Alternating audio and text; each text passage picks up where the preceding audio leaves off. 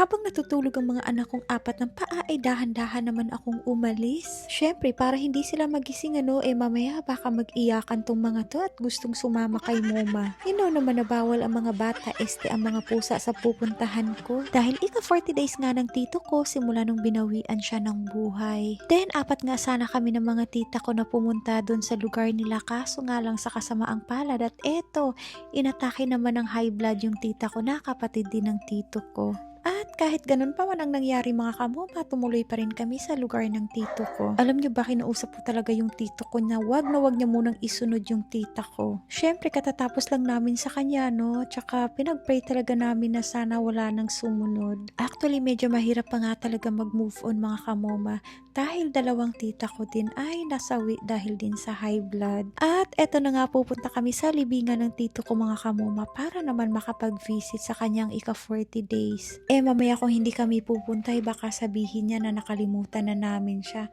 Lagi pa naman yung nagpapakita sa panaginip namin. Kaya sabi nga namin wag na siyang magpapakita and I'm sure masaya na siya dyan sa heaven. And as you can see mga kamoma, tatawid tayo dito sa sapa kaso nga lang eto nagsuot nga ako nitong closed shoes. Hindi ako nagdala ng tsinelas mga kamoma kasi nga ang pangit ng kuko ko, wala na talaga akong oras. Naman very busy talaga tayo everyday tapos ayun nga yung pinsan kong maliit ay na-enjoy nga siya sa kanyang pagliligo mga kamoma. Kahit naman talaga sinong bata gustong gusto talagang maglaro or di kaya maligo dito sa sapa. Tapos hinanap ko yung isa kong pinsan, akala ko hindi siya maliligo ayun pala sumunod din pababa. Grabe dito talaga ako na-amaze mga kamoma dito sa view ng farm.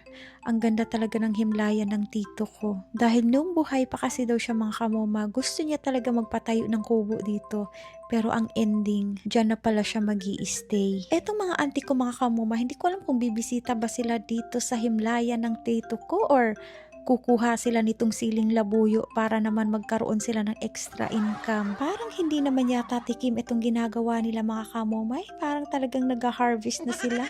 Tingnan mo nga kalaki ng lagayan ni auntie. Dito sa bukid kung talagang masipag ka lang ay talagang mabubuhay ka dito mga kamoma sa lawak ng area. Alam niyo ako sa totoo lang talagang mabubuhay ako dito basta meron lang talagang tubig, kuryente, tsaka wifi. Tapos meron ka lang bigas mga kamoma, okay na talaga kasi pwede ka naman talaga magtanim ng mga gulay dito sa paligid. Ako kontento at saka masaya na ako mamumuhay dito lalo na siguro kapag kakasama ko yung mga alaga kong aso at saka mga pusa. Tapos ang sarap siguro sa feeling na nakikita mo sila na nag-e-enjoy na tumatakbo. Dahil nga naman kasi sa sobrang lawak ng area mga kamoma. Kaya eto damihan na natin yung pag-harvest natin mga kamoma para pagdating sa Jensen meron kaming maibenta at meron kaming panggas. Total wala naman dito yung may-ari mga kamomo so I'm sure hindi naman nila ito malalaman at hindi naman nila kami makikita. Ang owner kasi nitong mga siling labuyo na ito mga kamoma ay sa kapatid ng asawa ng tito ko. Grabe tagbaw dyan mag-harvest rin mga kamoma ay sa kadaghan kay halos dili yun siya mahurot. Mahal ra ba kaayo ang kilo aning siling labuyo no pag abot sa palengke? Hindi ko alam kung sa inyong lugar kung magkano ba ang kilo nito. Sayang kung nandito lang din sana sa apa, paborito niya pa naman itong sili mga kamoma lalo napaka-fresh pa.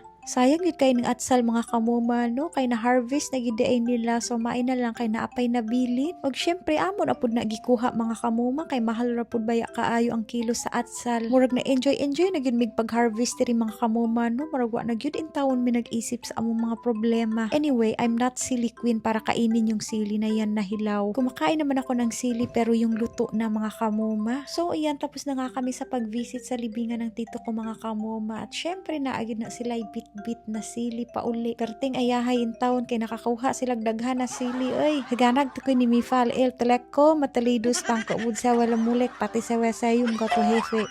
So ayan, dito na nga kami sa loob ng sasakyan mga kamoma. Akala ko uwi na kasi kami, yun pala mag-drop pa kami dito sa kabilang area. Grabe, kung wala lang talaga akong obligation sa bahay mga kamoma, ang sarap muna magpahinga dito kahit mga 1 week lang sana. Para naman ma-refresh yung utak ko mga kamoma.